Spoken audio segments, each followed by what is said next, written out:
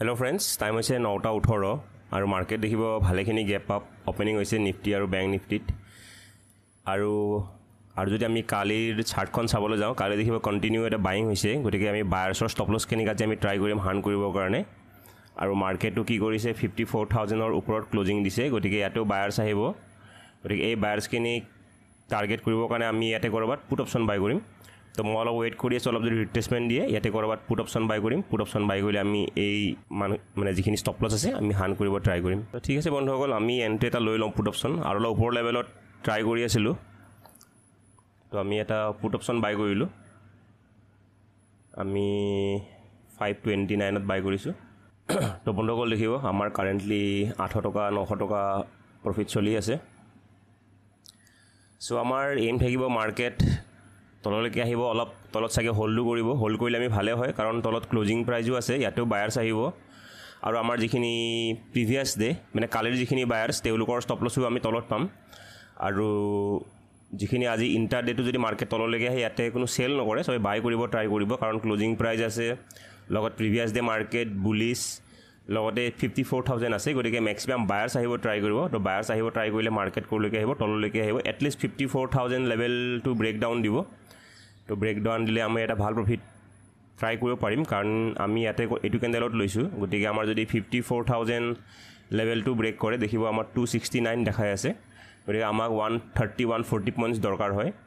গতিকে চাওঁচোন প্ৰিমিয়াম কি ধৰণে বাঢ়ে যদি ডিকে তেনেকৈ নহয় আমি হোল্ড কৰিব ট্ৰাই কৰিম কাৰেণ্টলি দেখিব প্ৰফিট আমাৰ 1000 ৰ ওপৰতে চলি আছে হৈছে 9:28 আৰু মাৰ্কেট দেখিব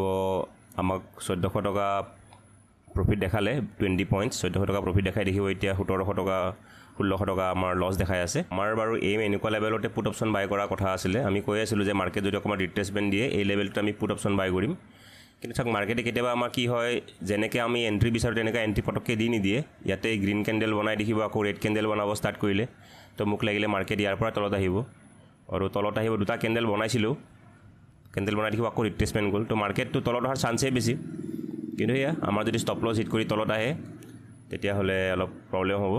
তো হেল্ল' ফ্ৰেণ্ডছ টাইম হৈছে 9:36 আৰু দেখিব আমাৰ লছ এতিয়া 3500 ৰ ওচৰত চলি আছে আৰু আমাৰ 1500 টকা হ'লে আমাৰ ষ্টপ লছে হিট হ'ব টাইম হৈছে 9:45 আৰু দেখিব মাৰ্কেট আমাৰ ষ্টপ লছৰ ওচৰৰ পৰা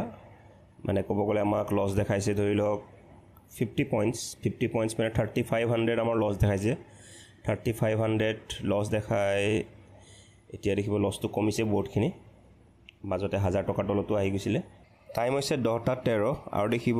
মাৰ্কেটে আমাৰ ষ্টপ লছৰ ওচৰৰ পৰা দেখিব মোটামুটি 2-3 পইণ্টৰ কাৰণে আমাৰ ষ্টপ লছটো বাচি থাকিলে তাৰপৰা মাৰ্কেট দেখিব কণ্টিনিউ এতিয়া পজিটিভত মানে মাৰ্কেট নিগেটিভত গৈছে আৰু আমাৰ প্ৰিমিয়ামটো প্ৰফিটত আহি গ'ল এতিয়া ফাইনেলি তো আমি লছ দেখিছিলোঁ 4600 4700 আমি ইমান লছ দেখিছিলোঁ আৰু মই এক্সিট কৰিবলৈ ৰেডিও আছিলোঁ এতিয়া দেখিব কাৰেণ্টলি প্ৰফিটত আহিছোঁ আৰু মাৰ্কেটটো দেখিব ষ্ট্ৰং ৰেড কেণ্ডেল বনাই আছে চাওক বেংক নিফটিতকৈ নিফটিৰ কেণ্ডেলবিলাক বহুত ষ্ট্ৰং মানে তলফালে আহিব ট্ৰাই কৰি আছে বেংক নিফটি যদিও গেপ আপটো অলপ ষ্ট্ৰং আছিলে বেংক নিফটিতকৈ কিন্তু নিফটি এতিয়া বৰ্তমান দেখিব বেংক নিফটিতকৈ বেছি ষ্ট্ৰং ৰেড কেণ্ডেল বনাই আছে তো আমি এক্সপেক্টেশ্যন ৰাখিম যে আমাৰ মাৰ্কেট আৰু অলপ তললৈকে আহিব নিফটিয়ে বহুত ধুনীয়া ৰেড কেণ্ডেল বনাই আছে বেংক নিফটিয়ে আৰু যিটো ডে ল' আছিলে ডে ল' ব্ৰেক কৰিলে মানে ছুইং যিটো এটা বনাইছিলে তো নিফটি দেখিব এতিয়াও সেই ল'টো ব্ৰেক ডাউন দিয়া নাই তো আমি এক্সপেক্টেশ্যন ৰাখিম যে নিফটি বেংক নিফটি এইবিলাক ব্ৰেক ডাউন কৰি ক্লোজিং প্ৰাইজৰ ওচৰলৈকে এটলিষ্ট আহিব আৰু যদি আমি প্ৰফিট চাওঁ প্ৰফিট দেখিব এতিয়া আমাৰ 2000 ওপৰত চলি আছে টাইম হৈছে 10:41 তো মাৰ্কেট দেখিব আমাৰ টাৰ্গেটৰ ফালে গৈ আছে 3000 প্লাছ আমাৰ প্ৰফিট দেখাইছে 3300 3400 তো মাৰ্কেটত যদি চাবলৈ যাওঁ নিফটি বেংক নিফটি দুইটা ভালে কেণ্ডেল বনাই আছে বাৰু তো বন্ধুসকল আজি যদি আমি টাৰ্গেট পাওঁ তো আমাৰ কাৰণে এটা লাকি ডে হ'ব কাৰণ আমি একদম ষ্টপ লছৰ ওচৰৰ পৰা মাৰ্কেট ৰিভাৰ্চেল কৰি আমাৰ টাৰ্গেটৰ ওচৰত চলি আছে তো নৰ্মেলিতো আমাৰ বেছিভাগ বেড লাকে হৈ থাকে তো গতিকে আজি এটা গুড লাক হ'ব বহুত দিনৰ মূৰত গুড লাক এনেকুৱা নহয় যে গুড লাক নাহে আহে বাৰু তো আজিও আমি এক্সপেক্ট কৰিম যে আজি আমাৰ এটা টাৰ্গেট হিট হওক কিন্তু আমি এনেকৈও ৰেডি থাকিম মাইণ্ডত যাতে আমাৰ মাৰ্কেট ইয়াৰ পৰা ঘূৰি আমাৰ ষ্টপ লছ হিট কৰিব পাৰে সেইটো সদায় মাৰ্কেটত প্ৰবেবিলিটি থাকেই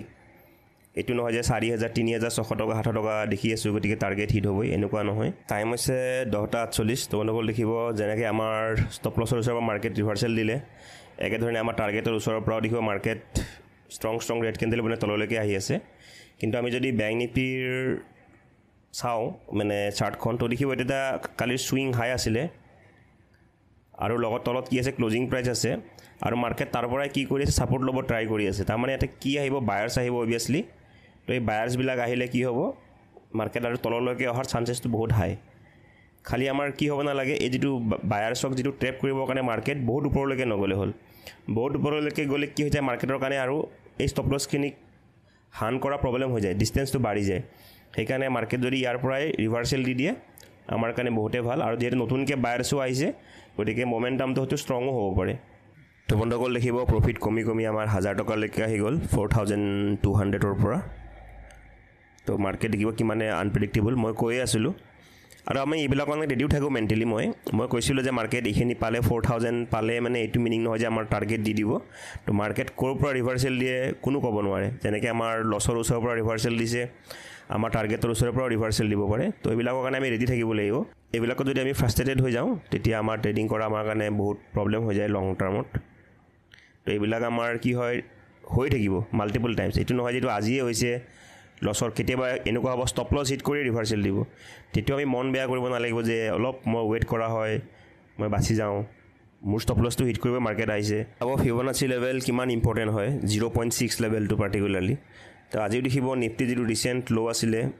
এইটো আছিলে ইয়াৰ পৰা মাৰ্কেট চাওক আজি গেপ আপ অপেনিং ইয়াতে হ'ল তাৰপৰা মাৰ্কেট চাওক ক'ৰলৈকে আহিছে একজেক্টলি 0.6 লেভেলত আহিছে আৰু 0.6 লেভেলৰ পৰা মাৰ্কেট ওপৰত যাব ট্ৰাই কৰি আছে কিন্তু আমাৰ এনালিচিছ মতে মই কিয় এক্সিট কৰা নাই ইয়াতে বা এইটো ফিবনাচি লেভেলক মই কিমান গুৰুত্ব দিয়া নাই এইটো গুৰুত্ব নিদিয়াৰ কাৰণটো হৈ গ'ল বেংক নিফটিৰ চাৰ্টখন তো বেংক নিফটি যিহেতু ক্লজিং প্ৰাইজৰ ওচৰত আছে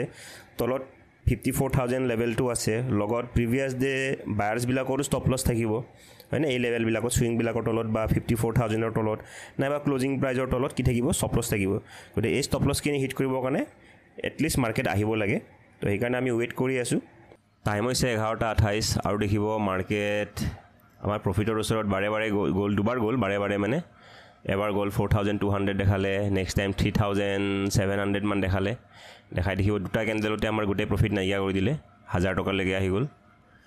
তো সেইকাৰণে কোৱা হয় মাৰ্কেট বহুত আনপ্ৰেডিক্টেবল আমি টাৰ্গেটৰ ওচৰত গ'লে ভাবিব নালাগিব যে টাৰ্গেট দিয়ে দিব মাৰ্কেট ক'ৰ পৰা ৰিভাৰ্চেল দিয়ে ঠিক নাই তো আমাৰ কাৰণে এটা ভাল বাৰু এই যিটো ল' বনাইছিলে ল'ৰ পৰা দেখিব এইটো হায়াৰ ল' তাৰ যিটো নেক্সট ল' বনাইছে এইটো এটা হায়াৰ ল' এতিয়া মাৰ্কেট যদি ইয়াৰ ওপৰৰ পৰা ক'ৰবাৰ পৰা যদি ৰিভাৰ্চেল দিয়ে আমাৰ কাৰণে ভাল হ'ব কাৰণ ল'বিলাক যদি হায়াৰ ল' হৈ থাকে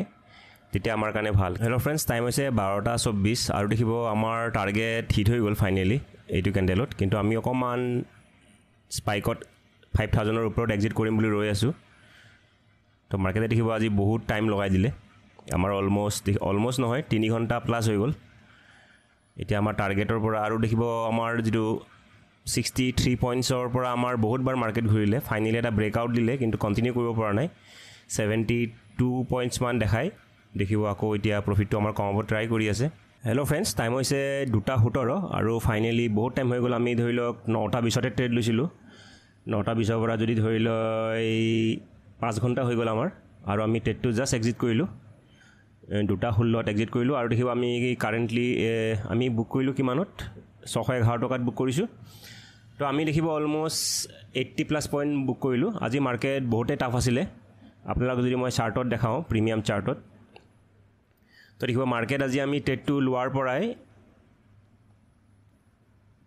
লগে লগে অকণমান 20 পইণ্ট প্ৰফিট দেখাই আমাৰ ষ্টপ লছৰ ওচৰত আহিলে তো আজি আমি অলপ লাক ভাল আছিলে 2-3 পইণ্টৰ কাৰণে আমাৰ ষ্টপ লছ বাছিলে তাৰ পৰা টাৰ্গেটো আমাক দিলে 70+ পইণ্ট টাৰ্গেট দিলে ইয়াতে আমাৰ এইখিনি আমাৰ 70 পইণ্টছ আছিলে যদি আপোনালোকক দেখাওঁ কিন্তু অলপ টাৰ্গেট অলপ মই বেছি 5000ৰ ওপৰত বুক কৰিম বুলি ভাবি থাকোঁতে মাৰ্কেট কি কৰিলে আমাৰ টাৰ্গেট হিট কৰি টাৰ্গেট দেখিব 2-3 বাৰ হিট কৰি মাৰ্কেট আকৌ ৰিভাৰ্চেল দিলে কণ্টিনিউ বহুত টাইম আমাৰ টাৰ্গেট দিছিলে 12:25 আৰু এতিয়া হৈ গ'ল 2:18 তো আমাক এবাৰ টাৰ্গেট দিয়াৰ পৰা আৰু আমি 2 ঘণ্টা ৱেইট কৰিব লগা হ'ল তো মই 2 ঘণ্টা ৱেইট কৰি দেখিব ফাইনেলি এইটো স্পাইক এটা পালোঁ স্পাইকত মই ওলাই গ'লোঁ এতিয়া মাৰ্কেট ক'ত যাব আৰু কাৰণ আজি প্ৰফিট দিবৰ কাৰণে মাৰ্কেটে বহুত মানে টাইম লগাই দিলে তো বন্ধুসকল ঠিক আছে আজি আমি বুক কৰিলোঁ 5700 আৰু আমাৰ ট্ৰেডটো লোৱাৰ লজিকটো মই অলৰেডি কৈছোঁৱে আমাৰ আজি এম আছিলে যে মাৰ্কেটত প্ৰিভিয়াছ ডে বায়াৰ্ছবিলাকৰ ষ্টপ লছ মানে বায়াৰ্ছবিলাক আছে তো যিবিলাক বায়াৰ্ছ আছিলে বায়াৰ্ছবিলাকে ষ্টপ লছবিলাক ট্ৰেইল কৰি ক'ত থ'ব এই ক্লজিং প্ৰাইজৰ তলত থ'ব নাইবা 54000 লেভেলৰ তলত ষ্টপ লছবিলাক থাকিব তো আমাৰ এম আছিলে মাৰ্কেট অলপমান ৰিট্ৰেচমেণ্ট দি মাৰ্কেট ডাইৰেক্টলি কি আহিব আমাৰ এই ষ্টপ লছবিলাক হিট কৰিব কিন্তু মাৰ্কেট দেখিব মাৰ্কেট অকণমান ওপৰলৈকে গ'ল আমি একচুৱেলি ইয়াতে ক'ৰবাত চেলিং কৰাৰ পুট অপশ্যন বাই কৰাৰ আমি বিচাৰি আছিলোঁ কিন্তু মাৰ্কেট ইয়াতে ৰেড কেণ্ডেল বনালে গতিকে আমি ইয়াতে ট্ৰেডটো ল'লোঁ লছ দেখালে লছৰ পৰা আমাৰ প্ৰফিট দেখালে ইয়াতে টাৰ্গেট দিলে তাৰপৰা মাৰ্কেট ক'ব গ'লে ছাইডতে থাকি গ'ল দিনটো তাৰপৰা ফাইনেলি আমি অলপমান দেখিব মমেণ্টাম এটা পালোঁ এই মমেণ্টামত আমাৰ প্ৰিমিয়ামটো অলপ ভালে বাঢ়িলে তো এই ভাল বাৰতে আমি প্ৰিমিয়াম মানে ওলাই গ'লোঁ আৰু তো বন্ধুসকল আজি মাৰ্কেট খুবেই টাফ আছিলে মানে চব আছিলে মাৰ্কেটত আজি কি নাই মাৰ্কেটত আছিলে আমাৰ বেড লাক আছিলে গুড লাক আছিলে দেন বেড লাক আছিলে ফাইনেলি আমি